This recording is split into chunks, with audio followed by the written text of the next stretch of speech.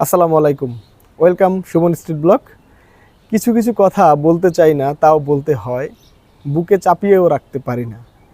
এই যে মন্ত্রী সাহেব বলল যে বাংলাদেশের চেনজি তারা এখন যে সব ভাষা ইউজ করে সেসব ভাষায় তার অ্যালার্জি, তার ব্লিডিং হয়, মানে তার হৃদয়ে রক্তক্ষরণ হয়। আচ্ছা মন্ত্রী সাহেব, আপনার আপত্তি হচ্ছে ইনকলাব জিন্দাবাদ এই কথাটা নিয়ে।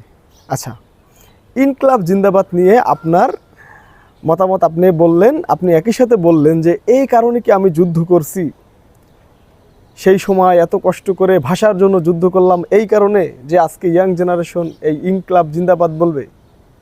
আচ্ছা, মানলাম আপনি যুদ্ধ করছেন ভাষার জন্য, আপনি মুক্তিযুদ্ধে ছিলেন ভাষার জন্য। আমি মানলাম যে ভাষাটাই আপনার কাছে সর্বোচ্চ। আপনি আপনার বক্তৃতার ভিতরে যে কথাটা বললেন যে এই ইয়াং জেনারেশনের এই ইনকলাব শব্দটা শুনলে আপনার হৃদয়ে ব্লিডিং হয়। মন্ত্রী সাহেব, এই ব্লিডিংটা কী শব্দ? বাংলা শব্দ? আপনি আরও অনেক ইংলিশ ফার্সি ইউজ করছেন, এমনকি উর্দুও ইউজ করছেন। তাইলে মন্ত্রী সাহেব, আপনি কেন ভাষার প্রতি অনুগত হয়ে আপনি কেন সলিড বাংলা ভাষা বললেন না?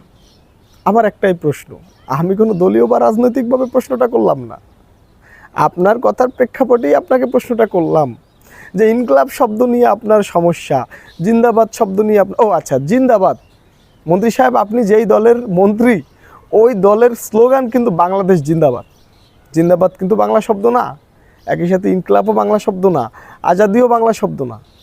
দেখেন, আমাদের এই বাংলা ভাষাটা একটা মিশ্র ভাষা। আপনি দেখেন যে আমরা দৈনন্দিন জীবনে বলি চেয়ার ইংলিশ ভাষা, টেবিল ইংলিশ ভাষা, আমরা কিন্তু কেউ চেয়ারকে কেদারা বলি না, আমরা বলি কাপ, পেয়ালা কিন্তু কেউ বলি না।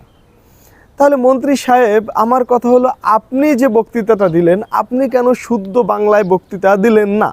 আপনার বক্তৃতার 70% ছিল উর্দু, ইংলিশ, ফার্সি, সব কিছু মিক্স।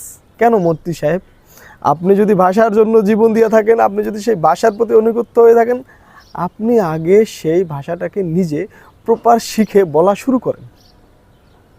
আশা করি এরপর থেকে এই ইনকলাব নিয়ে আপনার আর কোনো সমস্যা থাকবে না। ইনকলাব জিন্দাবাদ।